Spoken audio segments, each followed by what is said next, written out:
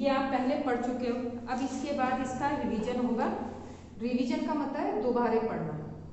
अगर मैं आपसे पूछूं एक पैराग्राफ दूं तो आप उसका अर्थ बता दोगे? वीडियो देखी थी आपने पहले कभी? किसने देखी? हाँ, वो इशारे कर रहा कि मैंने तो देखी नहीं और किसी ने देखी हो, तो समझ आ गया था? ठीक है, तो पढ़ाने की जरूरत है या नहीं? थोड़ा और रिवीजन करवा दें, ठीक है। इस चैप्टर से एक पैराग्राफ पूछा जाता है, या तो उसका अर्थ पूछा जाएगा, 4 लाइन का दे दिया जाएगा, आप इसका अर्थ लिखिए, या इससे रिलेटेड क्वेश्चन पूछे जाएंगे।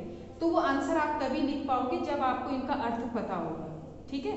तो इसको मैं दोबारा रिपीट करवा देती हूँ।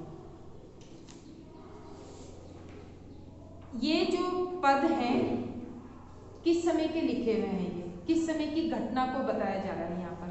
है किसी को मालूम?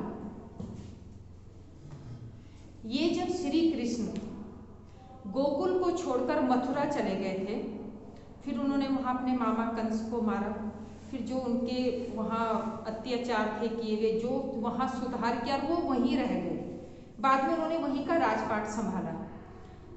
तो यहाँ पे जो गोपियाँ हैं, ग्वाले हैं, वो सब श्री कृष्ण का इंतजार कर रहे थे कि एक न एक दिन श्री कृष्ण वापस आएंगे। लेकिन कई वर्ष बीत गए। जब श्री कृष्ण वापस नहीं आए तो उन्हें पता लगा कि वहाँ पे गोपियाँ हैं, वहाँ के जो पशु पक्षी हैं, सब मेरा इंतजार कर रहे हैं। तो उन्होंने अपने मित्र उद्धव को, उनके मित्र का नाम क्या था? उद्धव। इस पद में मुख्य पात्र उद्धव ही हैं। उद्धव और गोपियाँ, उन्हीं दोनों के बीच बातचीत चलती है। तो उन्होंने उद्धव को भेजा कि भाई तुम गोकुल में जाओ और वहाँ पर जो भी गोपियाँ हैं, ग्वाले हैं, उन सबको समझाओ कि तुम लोग मुझे भूल जाओ। अब मैं वापस आता हूँ या नहीं आता हूँ, तो तुम लोग मेरी याद में अपना समय व्यर्थ मत करो, अपने काम धंधे करो। तो इस तरह की बातें समझा के उद्धव को भेजा। जब उद्धव ये सब बातें उनको बताते हैं, गोपियों को, कि भाई तुम क्यों श्री कृष्ण को याद कर रही हो, श्री कृष्ण तो अब आने वाले नहीं है, तो तुम उन्हें भूल जाओ। उन्होंने संदेश दिया है कि अब मैं पता नहीं कब वापस आऊंगा, तो इसलिए आप लोग मुझे भूल जाओ। जब उद्धव ये बातें गोपियों को बताते हैं, तो गोपियां उद्धव को क्या कहती हैं? वो उद्धव को जो बातें कह रही हैं वो इन पद में है, ठीक है। जैसे उद्धव तुम हो अति बड़भागी, गोपियां कह रही हैं। जब वे उद्धव की बातें सुनती हैं तो वे कहती हैं कि हे उद्धव, तुम बहुत ही भाग्यशाली हो। बड़भागी किसे कहते हैं? भाग्यशाली।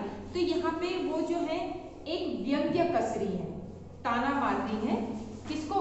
उद्धव को, कि तुम बहुत ही भाग्यशाली हो। कैसे? अपरस रहत स्नेह तगादे। तुम अपरस रहत स्नेह तगादे, मतलब ये कहना चाह रही कि तुम श्री कृष्ण के साथ 24 घंटे रह रहे हो।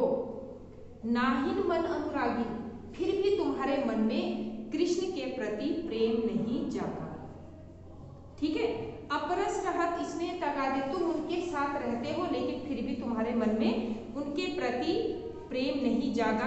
पुर इन पात रहत जल भीतर, हे उद्धव तुम उस कमल के पत्ते के समान हो।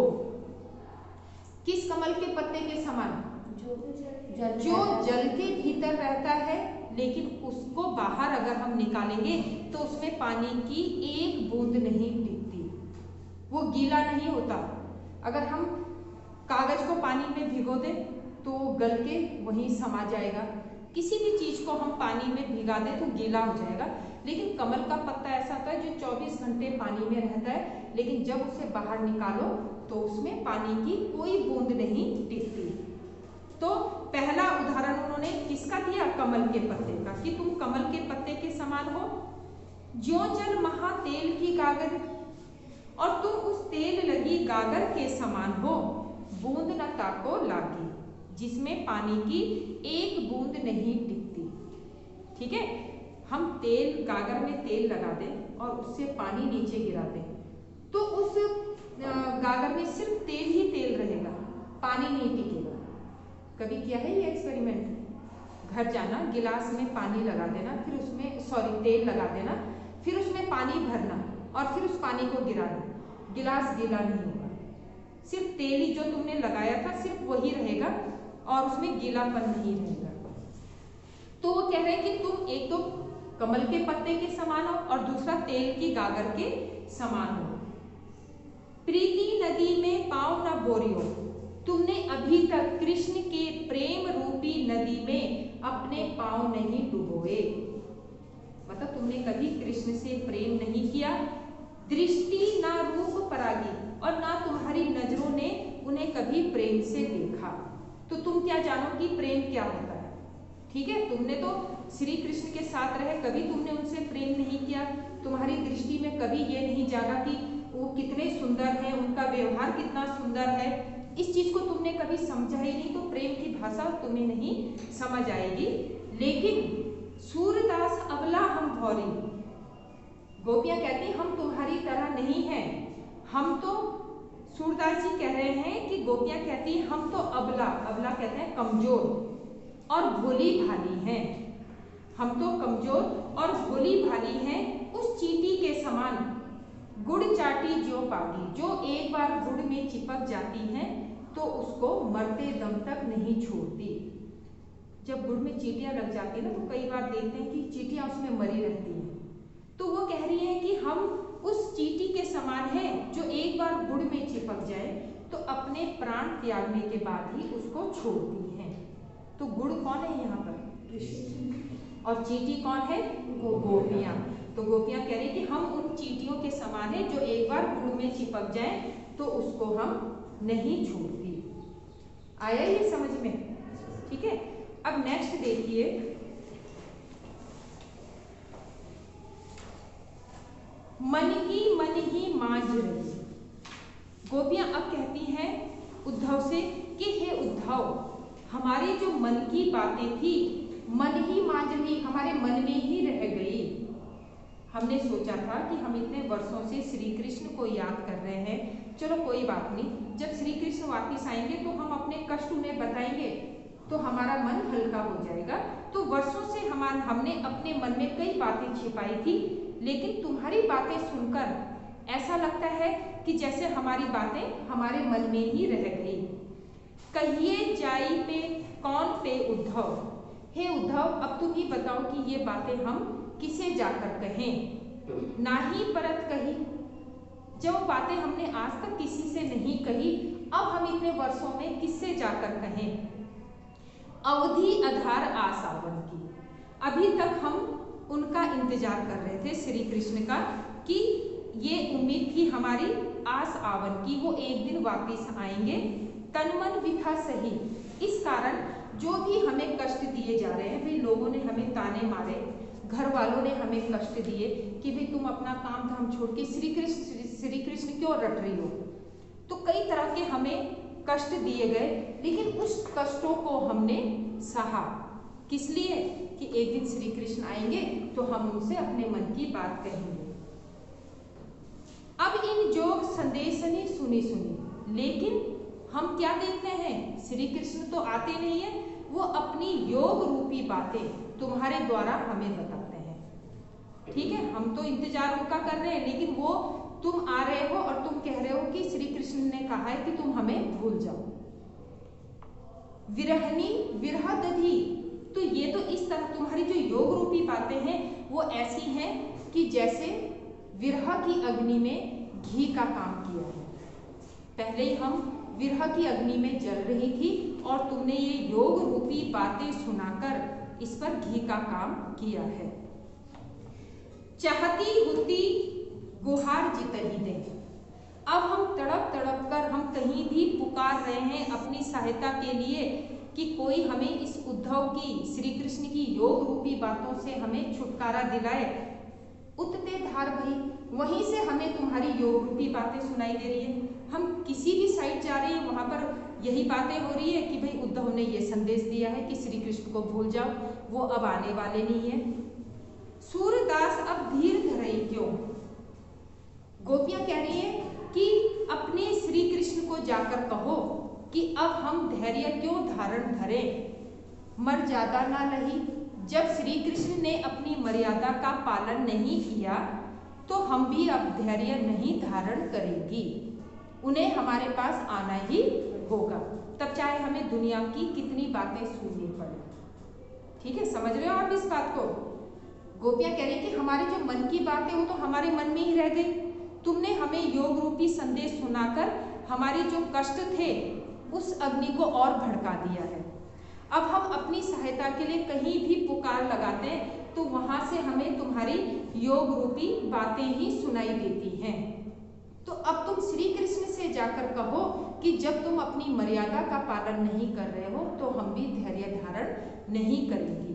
अब कौन सी मर्यादा का पालन नहीं किया उन्होंने? वो वहाँ पे नहीं रुके, उनको वापिस आना चाहिए था, उन्हें देखना चाहिए था कि लोग उनकी याद में कैसे तड़प रहे हैं, उनको एक बार उनसे मिलने आना चाहिए था। तो जब उन्होंने ये काम नहीं किया तो अब हम भी धीरज नहीं धरेंगे।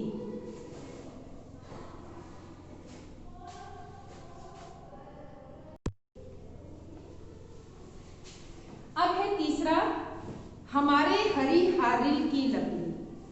अब गोपियां जो हैं श्री कृष्ण को क्या कह रही हैं? हारिल की लकड़ी, कि हे उद्धव, जिस श्री कृष्ण को तुम भूलने के लिए कह रहे हो वो हमारे लिए हारिल की लकड़ी के समान है। अब हारिल की लकड़ी क्या होती है? हारिल एक पक्षी है, एक चिड़िया है, वो जब किसी लकड़ी को पकड़ लेती है तो उसे छोड़ती नहीं। ठीक है, तो गोपियां कह रही कि जिस तरह से हारिल पक्षी किसी लकड़ी को पकड़ लेता है उसी तरह हमने भी श्री कृष्ण को पकड़ लिया है। लकड़ी कौन है यहाँ पर? कृष्ण। और हारिल कौन है? गोपियां। कि हमारे हरि हारिल की लकड़ी, हमारे श्री कृष्ण हमारे लिए हारिल की लकड़ी के समान है। मन क्रम वचन नंद नंदन उर, हमने मन से, कर्म से, वचन से, नंद, नंद कौन है? नंद बाबा, और नंदन नंद के पुत्र श्री कृष्ण, हमने मन से, कर्म से, वचन से नंद के पुत्र श्री कृष्ण को उर, हृदय, उर किसे कहते हैं? हृदय, श्री कृष्ण को अपने हृदय में यह दृढ़ करी पकड़ी, बहुत मजबूती से पकड़ रखा है। अर्थात हमने श्री कृष्ण को अपने हृदय में इस तरह से जकड़ा हुआ है कि वो किसी भी कीमत में नहीं छूट सकते। जागत सोवत स्वप्न दिवस निशी, हम जागते सोते, स्वप्न सपने में, दिवस दिन में, निशी रात में, कान्हा कान्हा जपते, सिर्फ कृष्ण का नाम ही जपते हैं। ठीक है, जागत सोवत जागते समय, सोते समय, स्वप्न सपने में, दिवस दिन में, निशी रात में, कान्हा कान्हा जपते, सिर्फ कृष्ण का नाम जपते हैं। सुनत जोग लागत है ऐसो, ऐसे समय पे जब हम हर समय हर पल श्री कृष्ण को याद करते हैं, ऐसे समय में तुमने जो हमें योग रूपी संदेश सुनाया है, ऐसो जो कड़वी ककड़ी, तो हमें ऐसा लग रहा है जैसे हमने कड़वी ककड़ी खा ली हो। अभी तक हम खुश थे ना, हम जागते सोते सपने में सुबह शाम कृष्ण का नाम जपते थे, खुश रहते थे कि भाई एक दिन कृष्ण आएंगे, हमें उम्मीद थी। लेकिन इस बीच जब तुम आ गए तो तुमने जो हमें योग रूपी संदेश सुनाया तो वो ऐसा लग रहा है जैसे हमने अच्छे से खाने के बीच में कड़वी ककड़ी खा ली। जब कड़वी ककड़ी खा लेते तो मुंह का स्वाद कैसा हो जाता है? खराब हो जाता है ना।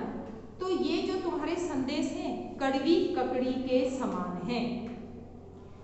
सूतो व्याधि हमको ले आए, सूतो ये कौन सी व्याधि, बीमारी हमारे लिए ले आए। अब बीमारी किसे कहा है?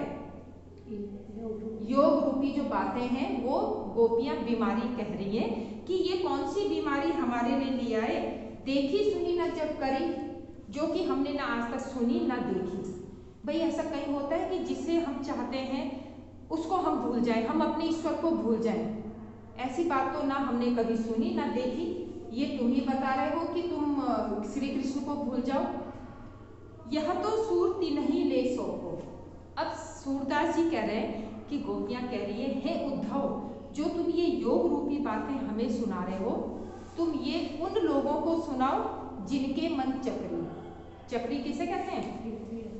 चंचल, जिनके मन चंचल होते हैं, जिनके मन एक जगह में स्थिर नहीं होते, उन लोगों को तुम ये बातें सुनाओ। हमारा मन स्थिर है, हमारे हृदय में सिर्फ श्री कृष्ण हैं, उनके अलावा और कोई नहीं है, और हम उनको नहीं भूल पाएंगे चाहे तुम कितनी बातें सुनाओ। तुम्हारे योग रूपी संदेश उनके लिए काम आएंगे जिनके मन चंचल होते हैं, जो अपने हृदय में किसी को स्थायी रूप से नहीं बसाते। ठीक है, तो उनको तुम अपनी बातें सुनाओ। हरि है राजनीति पड़ी आए। अब श्री कृष्ण के लिए गोपियां कह रही है कि हे उद्धव, हरि हैं, हरि किसे कहा है? श्री कृष्ण। जो हमारे श्री कृष्ण हैं वो अब राजनीतिज्ञ हो गए हैं, अब उन्होंने राजनीति पढ़ ली है। राजनीति क्या होती है? उसमें क्या होता है, कई बार ऐसी स्थिति आती है कि अपनों को भी छोड़ना पड़ता है। अब वो वहां के राजा बन गए तो वो क्या बन गए? राजनीतिज्ञ हो गए। तो उनके मन में दुख दर्द सब समाप्त हो गया। तो हमारे हरि, हमारे श्री कृष्ण ने अब राजनीति पढ़ ली है। समझी बात कहत मधुकर के। मधुकर किसे कहा है? उद्धव को। हे भंवरे, हमने तुम्हारी बात समझ ली है कि श्री कृष्ण ने हमारे लिए क्या समाचार भेजा है। समाचार सब पाए, हमने तुमसे सारे समाचार प्राप्त कर लिए कि श्री कृष्ण ने क्या कहकर तुम्हें हमारे पास भेजा है। तो अब लगता है कि वे बहुत अच्छे राजनीतिज्ञ हो गए हैं। एक अति चतुर होते पहले ही, श्री कृष्ण तो पहले से ही चतुर थे। अब गुरु ग्रंथ पढ़ाए, लेकिन अब इतने चतुर हो गए कि लोगों को ज्ञान बांट रहे हैं। अब उन्होंने ग्रंथ पढ़ लिया है, अब वो लोगों के पास संदेश भेज रहे हैं। ठीक है, लोगों को योग रूपी बातें सिखा रहे हैं। तो पहले से तो वो तेज थे, लेकिन अब और ज्यादा तेज हो गए कि ज्ञान बांट रहे हैं। बड़ी बुद्धि जानी जो उनकी, उनकी बुद्धि कितनी बड़ी हो गई है, वे कितने बुद्धिमान हो गए, वो उनकी योग रूपी संदेशों से पता चल रहा है। उद्धव लोग भले आगे के। हे उद्धव, जो पहले के लोग थे वो बहुत भले होते थे, भोले भाले होते थे। कैसे? परहित डोलत धाय, वे दूसरों की मदद के लिए उनके आगे पीछे घूमते थे। और एक तुम हो जो हमारी मदद ना करके श्री कृष्ण का साथ दे रहे हो। तो उसको एक ताना मार रहे हैं उद्धव को कि पहले के लोग जो है बहुत भोले भाले होते थे, जो दूसरों के हित के लिए उनके आगे पीछे घूमते थे। अब अपने मन फेर पाहिए चलत जू हुते जुराए। अब आजकल के लोग तो कैसे हो गए, हमारा मन चुरा कर ले गए और हमें ही पराया बना दिया। श्री कृष्ण के लिए कह रहे हैं कि जब वो यहाँ से गए थे तो हमारा मन चुरा के ले गए थे, अब उन्हें वो हमारा मन वापिस करना था, लेकिन अब वो वापिस ना करने के बदले क्या कह रहे हैं कि तुम मुझे भूल जाओ। ते क्यों अनीति करे आपुन जे और अनीति छुड़ाए। क्या श्री कृष्ण ने अभी तक हम पे कम अत्याचार किए हैं? इतने वर्षों से हम उनसे दूर हैं, इतने उनके कष्ट हम सह रहे हैं। जे और अनीति छुड़ाए, वो और कितना हमें कष्ट देना चाहते हैं। तो तुम उनको जाकर कह देना कि क्या तुमने मुझे हमें पहले से कम कष्ट दिए हैं जो और कष्ट दे रहे हो। राज धर्म तो यह सूर जो प्रजा ना चाही सताए। सूरदास जी कहते हैं कि गोपियां उद्धव को कह रही है कि आप अपने राजा को जाकर कहो कि राजा का धर्म क्या होता है, जो प्रजा ना ही सताए, कि वो प्रजा को कोई कष्ट ना दे। और यहाँ पर क्या हो रहा है, उल्टा हो रहा है। यहाँ पर जो श्री कृष्ण राजा हैं वो प्रजा को और कष्ट दे रहे हैं। तो वे तो अति ज्ञानी हो गए, लेकिन हमारा संदेश भी उन्हें जाकर पहुंचाओ कि राजा का जो धर्म होता है उसे वो निभाएं और अपनी प्रजा को खुश रखें। तो इस तरह से सूरदास जी ने गोपियों और उद्धव के बीच में इन बातों को इन पदों के माध्यम से समझाया है। आ गया आपकी समझ में? सबकी समझ में आ गया? अभी मैं अर्थ लिखने के लिए दूँ।